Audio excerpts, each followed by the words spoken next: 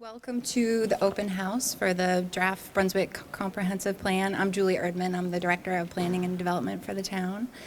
Thank you so much for coming today. It's summer. I know summer is a very busy time, and it's a beautiful day out there, and there's lots of places that you could be. So thank you for choosing to be here and spend this time with us.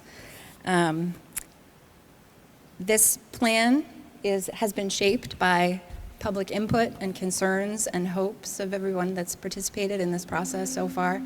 And we're really excited to hear your input, your feedback on the draft plan, and see if we've gotten it right.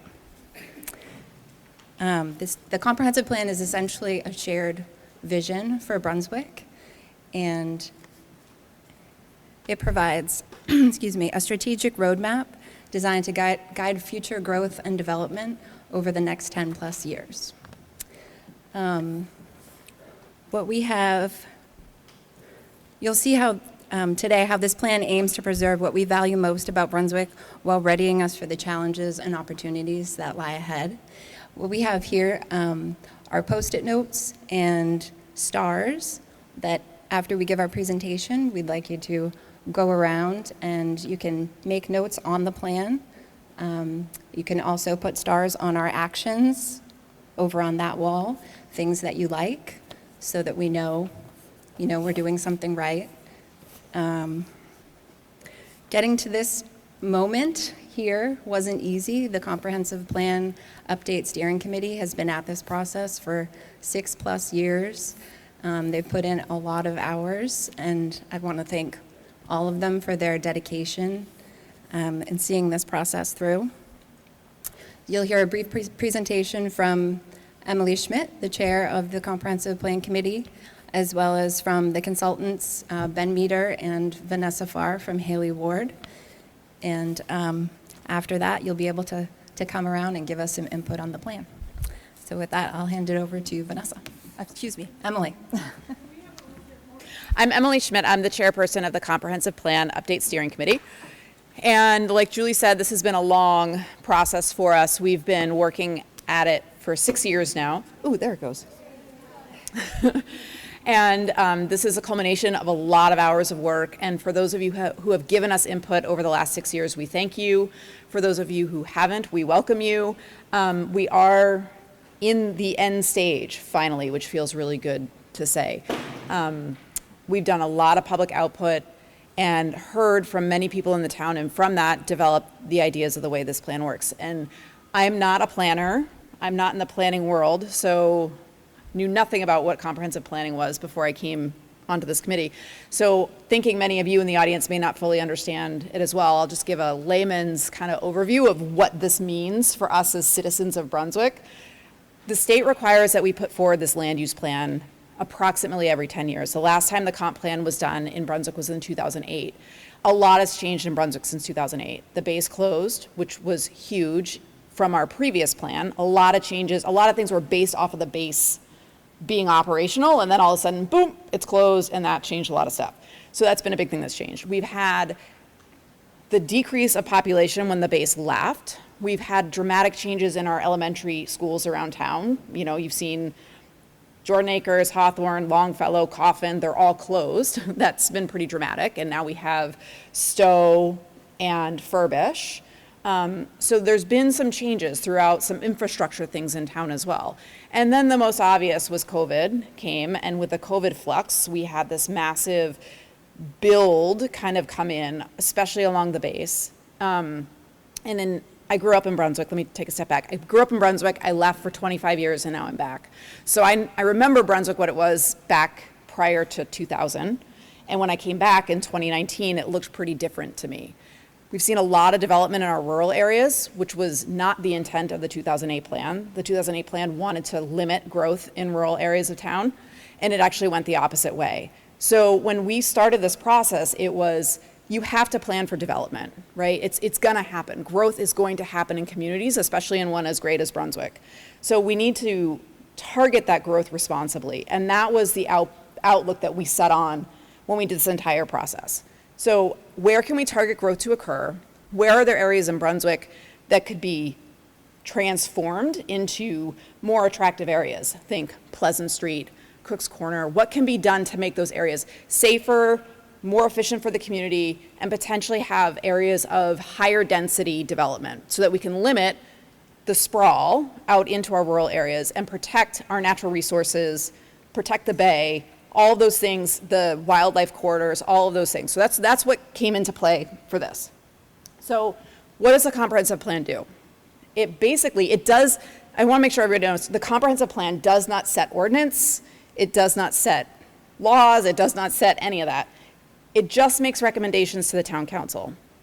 So we take together everything that we've heard, all these suggestions, recommendations, and we make action items. So when you walk around the room, you're going to see the introduction to the plan here, which summarizes a little bit more eloquently what I just said. And then you'll see the maps. We've got our transportation corridors, we've got our wildlife habitats, we've got our shoreline protection, we've got our parks and rec facilities. Then you'll see the growth zone, and you'll notice from the 2008 plan, and I actually think it was after the 2008 plan that the planning department and the town council worked together to design what the growth area in Brunswick was. You'll see we've shrunk it a little bit in this plan. That is a pretty hot topic right now with some stuff that's going on at the state level as far as growth management and growth plans go. So really interested to see people's idea on the growth map. And then as you keep going, we've identified several areas in town that could be opportunities for transformation and development. You'll see that down in our catalyst sites, which is the next chunk down the room. But the real meat of the plan is on that far wall. And those are the action items. We identified early on in this process policy areas, and those policy areas focus around land use, infrastructure, economy. Oh, now I'm on the spot. Thank you. Housing, natural resources, active recreation, public facilities. I'm missing 2. There's 8 of them. And so in those policy areas, we have the town resources that fall under each policy area. So let's take passive recreation, natural resources, open space as an example. The action items that you'll see listed under that policy area are the action items that we feel are needed over the next 10 years to fulfill the goals of maintaining the open space that we have, fulfilling the goal of preserving our natural resources, wildlife corridors, the health of the bay, and also keeping up with our passive recreation opportunities, hiking, skiing, cross-country skiing, running, jogging, all of those kind of passive, natural, where you do these things out in nature. So you'll see action items listed through there, and what we're hoping to hear from you today is we hit the mark. We got the mark, like we get the gold star, but we could be missing something completely. The citizens of town may be concerned about, I keep using purple sidewalks, and I've used that over the last couple of years, is that we didn't put purple sidewalks in downtown. We need purple sidewalks because that's the thing that we need. So if we completely are off the mark on something, let us know. This is your plan as much as it is my plan, as much as it is Allison's plan, as much as it is Julie's plan. It's all of our plan as citizens of Brunswick. So with that, if you want to spend the majority of kind of your input for us, or your feedback would be more appropriate, let us know over there, because that's the meat that's going to go to the council and then help the planning department and the different town offices make their game plan for the next 10 years on how they're going to spend our money in maintaining and developing Brunswick. So I know that's a chunk of information, and because I want this to be a little bit of a less formal, does anybody have any questions on what the comprehensive plan is and what the town will do with it once it's adopted? Yes, ma'am. Just briefly looking over the comprehensive plan, one of my main concerns is cost.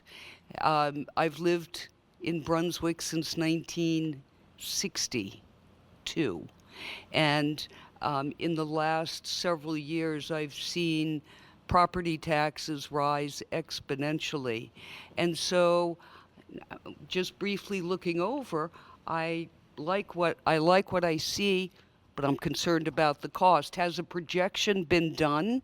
That's a great, so her question centers around cost, and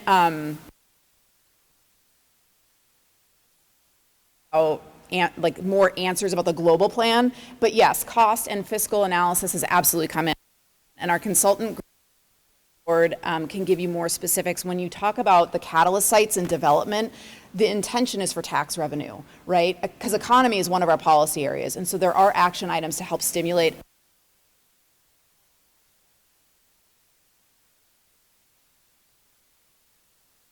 And there are a lot of big ticket items in this 10-year plan, right? Luckily, we just get to throw out the ideas of, hey, all of these would be great, and then it comes up to the council to balance those in the CIP and whatever the immediate needs are for the town. So, but when you get to that section, we'll have more specific, detailed answer for you, like when you get over towards the catalyst site that talks about the fiscal capacity. Could I just add to that, Chair? One of the most expensive ticket items in our municipality is the cost of sprawl and servicing sprawl in our rural areas and the declines in water quality and having to restore systems like Mare Brook and things that get unfortunately degraded as a result of poorly planned growth. So the heart of this comprehensive plan is efficient, smart growth that's going to cost less, hopefully, in the long run. Any other questions about the logistics of what you see up on the wall and or how we got to where we are today as far as our mission of the CPUSC in getting this draft plan out ready to present to the council? Yes, ma'am. So we're in our public review comment now until August 16th? 14th, August 14th. And then all the public input comes back to the planning department. It will come back to the comprehensive plan committee. We'll filter through all of it. And our intention is to have the revisions done by after our September, right? By the end of September was September 30th, or a rough floating date of when we're going to get the synthesis of that and then make the suggested changes if we see that there's something that needs to be changed in the plan. And then it goes back to the council for approval. The goal with that time frame would be the beginning of October and then implementation. Does the state require it of certain size towns and cities? That's a better question for Vanessa, because she's really smart with that stuff. So this is Vanessa Farr. She is the lead on. Just the very quick answer to that is that in order to have zoning, you need to have a comprehensive plan. If you have zoning, you need to have a comprehensive plan. It's not based on size. And so it would be a choice of the town to have zoning or not. The town has zoning, so I think at this point it would be very difficult to take it away. So you need to have a comprehensive plan. My question is, with these plans, and I've seen some of the action items, is there someone on the committee who's like an expert on like traffic flow? So you'll notice in the plan, we have the data chapters in the appendix. And those data chapters in the appendix have gone through, several consultants over the last few years have been the ones to gather that data, and our planning department. And so they are reaching out to the experts in those areas. So whether it's data from the DOT, if you're speaking specifically about traffic patterns, whether it's from our public works department, the individual subject matter experts were the ones that put in the data that went into those inventories or data chapters that are the appendix, which was the platform for the action items. All right, so I think other questions, we will be around the room and can answer questions as you go through. Again, gold stars for great things. We've got, multicolored stars. And post-it notes for comments. Just stick it up around the walls. I just wanted to mention one other thing, that the comprehensive plan is available online. If you go to planbrunswick.org, you can view the plan online and offer comments online as well. And that's through, again, August 14th, like Emily And said. there are hard copies in the planning. And there are hard copies. There's a hard copy available for review at the library. There's a hard copy for review in the planning office. Yeah. But we would love to have your comments today. Okay, so at this point, what we're gonna do, Allison, you're over there and she's gonna hold up some things. So it's time to up out of the chairs. We've got the stars, as Emily said, go for the action strategies, but hopefully you'll take a chance to move through here. Everyone on the team, can you raise your hand so people know who to talk to? All right, so everyone with their hands raised have spent hundreds and hundreds of hours on this plan. So please find us. We'll move around the room and we'll be available to take your questions. Comments, stars, ask us questions. Thank you. Thank you.